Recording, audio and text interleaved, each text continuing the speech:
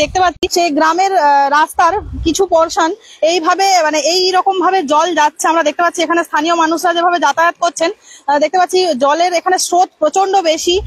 এখানে যাতায়াতের ভীষণ রকম সমস্যা হচ্ছে। আমরা জানবো ওনাদের থেকে যে এখানে এই রকম ভাবে যে জলের স্রোত যাচ্ছে কিভাবে এখানটা পারাপার হচ্ছে। এবার এই যে পরিস্থিতি আমরা দেখতে পাচ্ছি যে একদম মানে খুব জোরে এই রাস্তার ওপর দিয়ে স্রোত বইছে জলের।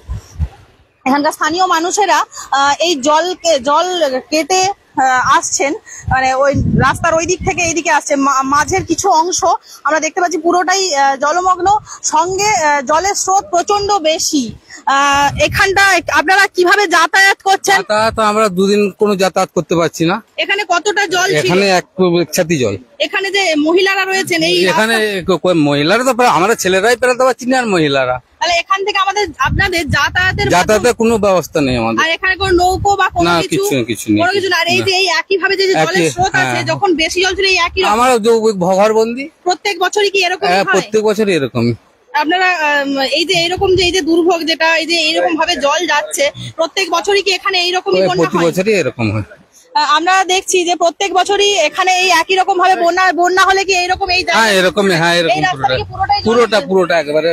এখানটা তো এখন জল আছে, কিছুটা কি জল এখন কমেছে? এখন কিছুটা কমেছে। জল কি কমতে শুরু করেছে? আমরা দেখতে পাচ্ছি জল কিছুটা কমছে, কিন্তু এখনো জলের যে স্রোত রয়েছে এর মাঝখানে যাতায়াত একটা ঝুঁকিপূর্ণ ভাবে যাতায়াত করতে হচ্ছে। কোন রকম বাইক সাইকেল কি না আমার দুদিন কোনো যাতায়াতই করেনি। আজকে যে কোনো হয়ে গামছা পরে বাজার দোকান। এখানে কত মোটামুটি কত বাড়ি রয়েছে? কত বাড়ি আছে? 40 ঘর। আচ্ছা, এখানে অনেক মানুষই আছেন যারা যাতায়াত করেন, যারা প্রতিদিন এখান দিয়ে যাতায়াত করেন। তারা যেতে পারে, কোনোদিনও যেতে পারে। ওই 2-3 দিন আমাদের যে পারাবার ওই সব বন্ধ, সবকিছু। নৌকার ব্যবস্থা কোনো কিছু নেই? কিছু নেই। আমরা দেখতে পাচ্ছি যে এখানে কোন রকম নৌকোর ব্যবস্থা নেই, কিন্তু ওনারা এই জল বেড়ে গেলে তখন যাতায়াত পুরোপুরি বন্ধ হয়ে যায়। যে মেন যে রাস্তার সাথে কোন রকম কোনো প্রবলেম হলে তখনও কোন রকম কোনো ব্যবস্থা থাকে না এখানে।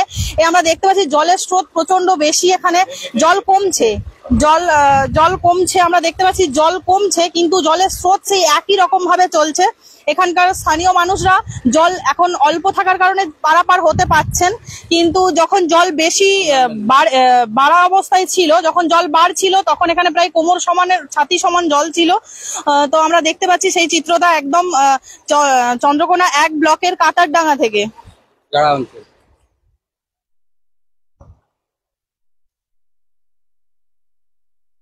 যে কদিন বন্যা বাড়বে সে কদিন আমরা পারাপার করতে ওষুধ বা কোনো রকম ওখানেই মরতে হবে। মানে এই প্রশাসনিক ভাবে আপনাদের বলা হয় যাচ্ছি করে। কালকে যেমন একবার বললি আসছিল একবার। ধরুন কোনো প্রসূতি মহিলা থাকলে কি করা যাবে?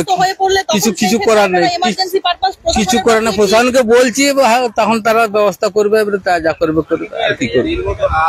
30 বছর বয়স হয়ে গেল আমার, 38 বছর বয়স হয়ে গেল আমার। 30 বছর এইভাবেই দেখছি না। এখানে সাইডের গ্রামে আমার বাড়ি, কিন্তু 30 বছর। সব থেকে ইম্পর্টেন্ট কি জানো? বাচ্চা ছেলেদের স্কুল যাওয়ার প্রবলেমটা হয়ে যায়। এখানে স্কুল কলেজ নিশ্চয় স্টুডেন্টরা রয়েছে, এতগুলো বাড়ি যখন আছে তারা কিভাবে এই রাস্তা পারাপার করে? তাছাড়া এখানে যখন বন্যা আসে 2-3 দিন রাশন পানি অব্দি বন্ধ হয়ে যায়।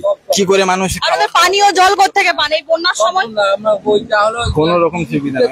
দেখতে পাচ্ছেন এখানে পানীয় জল এখানে সরবরাহ নেই।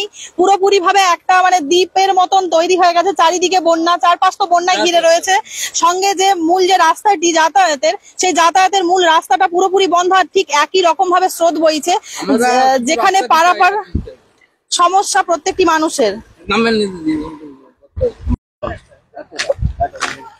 এখানকার যারা স্থানীয় রয়েছে ওনাদের থেকে আমরা কিছু বক্তব্য শুনবো যে এখানকার কিরকম আপনি পরিস্থিতিটা কিরকম ছিল দুদিন আগে? দুদিন নয়, কালকেই ছিল প্রচুর জল, 1 কামড় জল এখানটা। এই রাস্তার উপরে 1 কামড়, ওইখানে চলে গেছিল। রাস্তার উপরে ছিল 1 কামড়। তো এই রাস্তাটা পুরোপুরি একদম জলে ডুবেছিল। পিচ রাস্তার গায়ে চলে গেছিল জলটা। পিচ রাস্তার কাছে জল ছিল, এই রাস্তাটা পুরোপুরি জলমগ্ন ছিল। তো এই মুহূর্তে আমরা সরাসরি রয়েছি চন্দ্রকোনা 1 ব্লকের জারা গ্রাম পঞ্চায়েত এলাকার কাতারডাঙ্গা গ্রাম থেকে।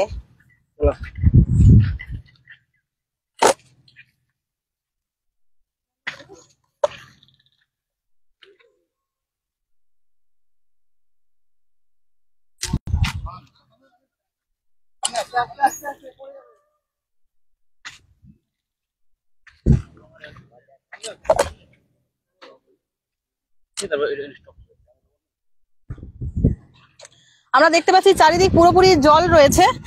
এই যে রাস্তা, আমরা এই যে রাস্তা যাচ্ছে আমরা এই দিকে দেখলে আমরা দেখতে পাচ্ছি, এই যে দেখতে পাচ্ছেন যে এই গাছগুলি, যে কচু গাছ, তার কোনো চিহ্ন নেই, পাতা একদম পুরোপুরি গাছ পুরো উল্টে গেছে। এদিক দিয়ে স্রোত বয়েছে, তো এই স্রোতের ফলে সমস্ত গাছগুলি হেলে গেছে।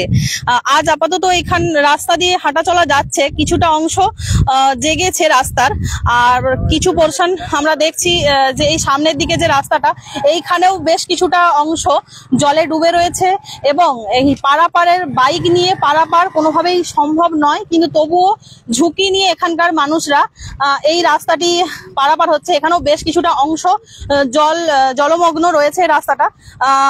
গতকাল এটা পুরোটাই, এই রাস্তাটা পুরোটাই জলে ডুবেছিল, তো আজ দেখতে পাচ্ছি কিছুটা অংশ জল রাস্তা থেকে নেমেছে, কিন্তু হলেও বেশ কিছুটা অংশ আবার এইখানটা জলমগ্ন রয়েছে, আমরা সেটা দেখতে পাচ্ছি সরাসরি।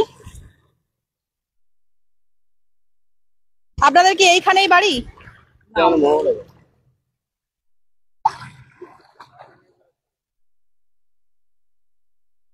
এই বন্যার জলটা একদম এই সামনেই রয়েছে, যে রাজ্য সড়ক রয়েছে সেই রাজ্য সড়কের কাছ পর্যন্ত এই জল ছিল।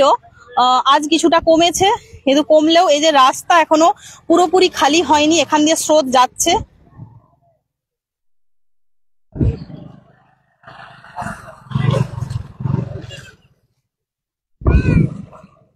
এইভাবে চলছে পারাপার। আজকাল কিছু কাজ হবে কি? গতকাল যদি আসতে পারতেন, হ্যাঁ, তবে তো ঠিক হতো।